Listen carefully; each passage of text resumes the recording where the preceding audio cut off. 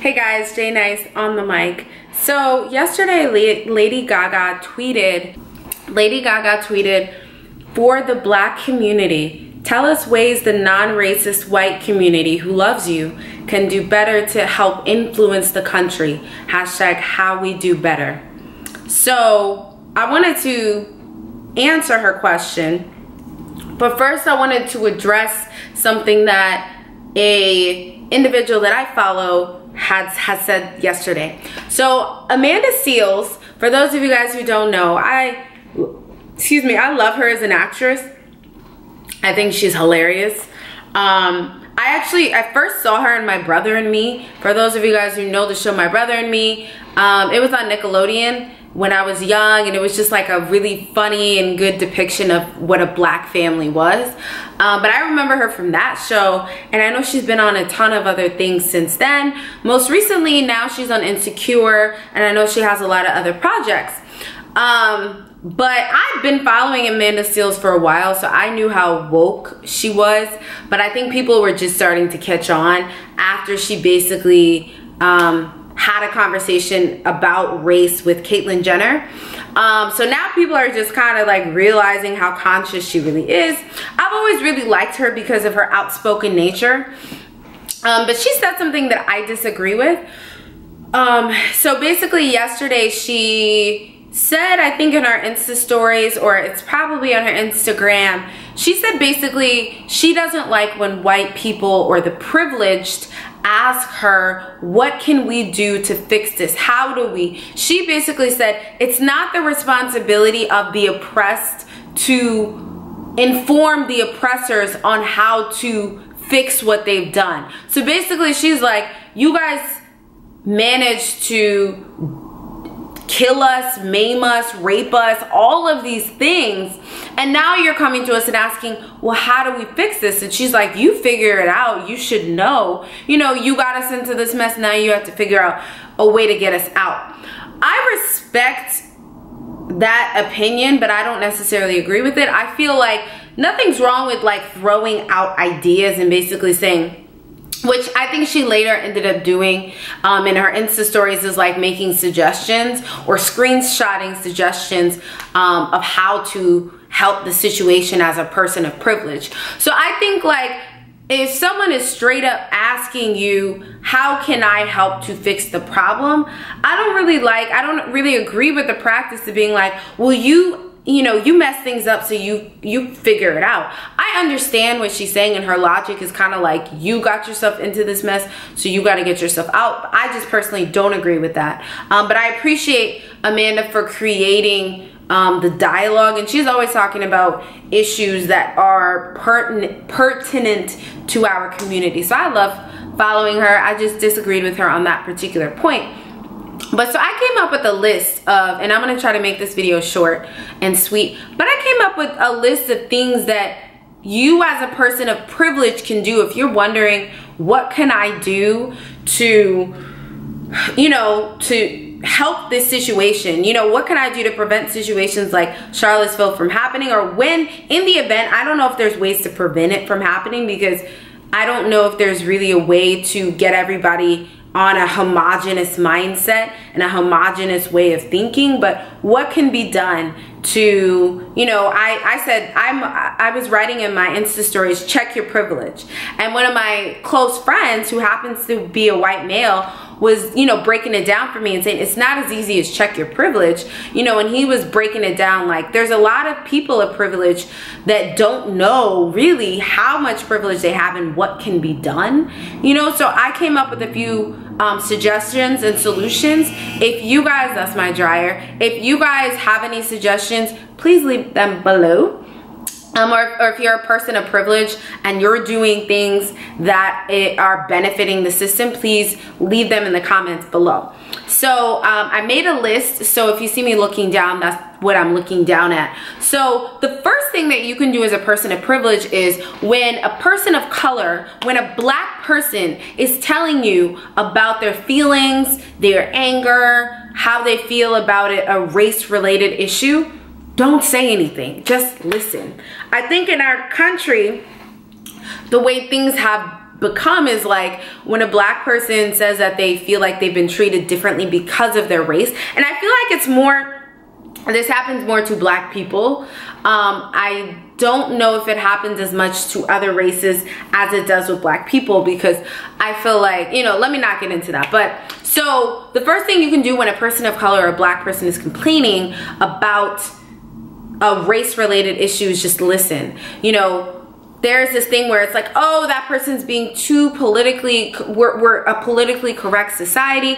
No one can say anything. Everyone's being overly sensitive.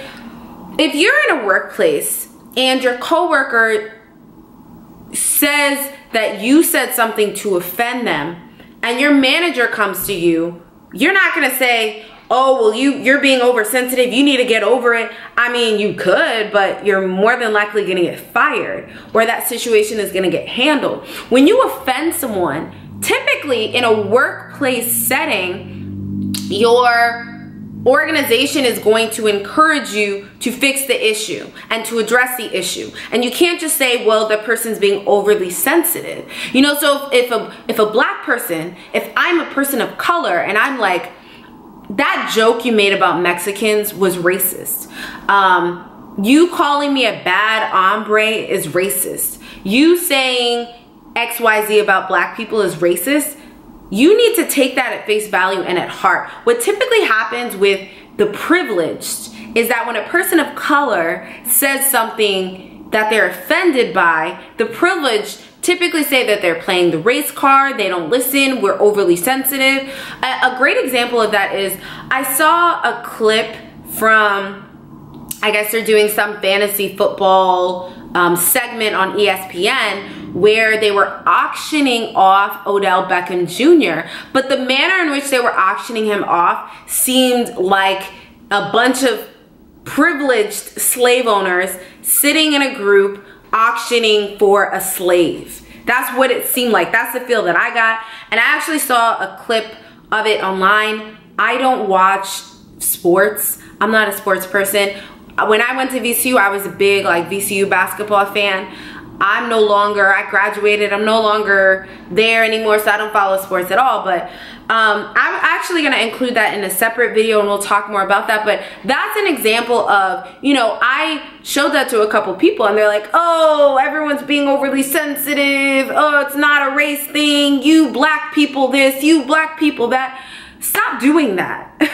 You know, like if you want to know as a white person or as a person of privilege what you can do to better the situation, the first thing that you need to do is stop saying that we are being oversensitive. Stop saying that we are being too PC. Just listen. So the first thing that you can do as a person of privilege, when I say check your privilege, what I mean is, first of all, listening to a person of color who is offended by something that has been done or said by you or by another person. So step one is listening. Step two, dialogue. Having conversations with people who have differences of opinion than you. You know, if you know you work with someone who has views that are vastly different from you, I really encourage you to sit down and have an open, honest, candid conversation with them.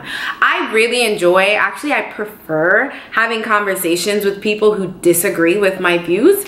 You know, for those of you guys who are like, I don't believe in what it is that you're saying, I really appreciate that, because I feel like the only time that I'm really learning is when I'm having a conversation with someone that disagrees with me. If I'm talking with someone and they totally agree with me, it's like, okay, we're bouncing off of each other. It's like a mirror. I'm not learning anything and you're kind of mirroring back to me what I'm saying and what I feel and what I think. But if you are somebody who completely disagrees with me and you're able to respectfully articulate your opinion, I think that that is a very powerful way to affect or be a catalyst for change. So if you're able to sit down with people who have different views as you, I think that it's a really important step in understanding the other side and understanding each other. So being able to dialogue with people, and it's difficult, I'm not always able to do it. I can sometimes, when I'm having conversations with people who have views that are vastly different from me, I'm very passionate, I'm very opinionated. So sometimes I can get heated, but I pull myself back and I'm like, all right, you know, I need to calm down. I need to dial it back. So having a dialogue with people who see things differently than you, or making an effort to hang out with people that are outside of who you normally hang out with. You know, you could learn so much from people who are from all of these different walks of life. So that is really important. I also think going along with this is 2B. Dialogue is 2A, so this is 2B. Having conversation with your fellow people of privilege about topics like this is also really important, because you might be the silent majority who doesn't agree with these white supremacists and these racists, but also who hasn't been vocal on how you really feel. So if you don't understand why your brethren and sisterin feel this way and have so much hate, I think it would be really beneficial to have a conversation with them to understand. If you are a silent majority and you feel like you don't understand why, you know, privileged people feel this way, having a conversation with them and really, you know, they feel that way and you really kind of countering what they're saying is a really great way to kind of stimulate some sort of change. Also, going along with that, I guess you could call this 3. When you hear people generalizing and stereotyping people of color, making jokes, racist jokes about black people, it is your responsibility to check them. You know, if you overhear someone making a joke or racist joke about Asians and it's not funny, you should not only not laugh and remove yourself from the situation, but if there's a way to let the person know that what they said was derogatory and inflammatory and offensive, that is really, really important. So not letting people slide by with saying things that are very racist and that are very offensive is important. If someone is making a comment that you find to be inflammatory and racist, you need to check them. So that is really important. And that is something else that you as a person of privilege can do. Another thing that you as a person of privilege can do, when I say check your privilege, another thing that you can do is read. And this is something that I myself, I love to read, but as you guys may or may not know, my realm of books is more in like the non-fiction-y, self-help, self-empowerment type of books, like The Secret and Think and Grow Rich and As a Man Thinketh. I'm very like, I'm a huge positive thinker, positive affirmations. So it's really important to read more. If you're curious as to, you know, how we got to this point, I really encourage you to read Tim Wise. If you're a person of privilege, reading Tim Wise. I too am going to be reading more historical type books to expand my knowledge. I heard Between Me and the World is a really good book as well, so that's something that you should pick up. Another thing that people of privilege can do, as I've said in a previous video, is using your platform to speak out against hate, against injustice, against racism. So that is really important. If you're a person of privilege and you have influence, and like I said, if you have 1 subscriber, 1 follower, you are a person of influence. All of us have a circle of influence. Some people's circles are a little bit larger than others, but you know, you have 100 followers, you have 1,000, you have 1,000,000. Use that influence that you have to create dialogue about things like this. Use your platform to speak on these injustices. So those are a few suggestions for you guys out there who are people of privilege. If you're wondering what can I do to help, as I said in the beginning of this video, I'm on a different side of the fence as Amanda Seales, and Amanda Seales is kind of like, y'all created this problem, so y'all need to figure it out. While she's very right, this problem was not created by, you know, by the minorities and people of color. This was created by people of privilege and people who were the dominant group. So, you know, I disagree with that though. I feel like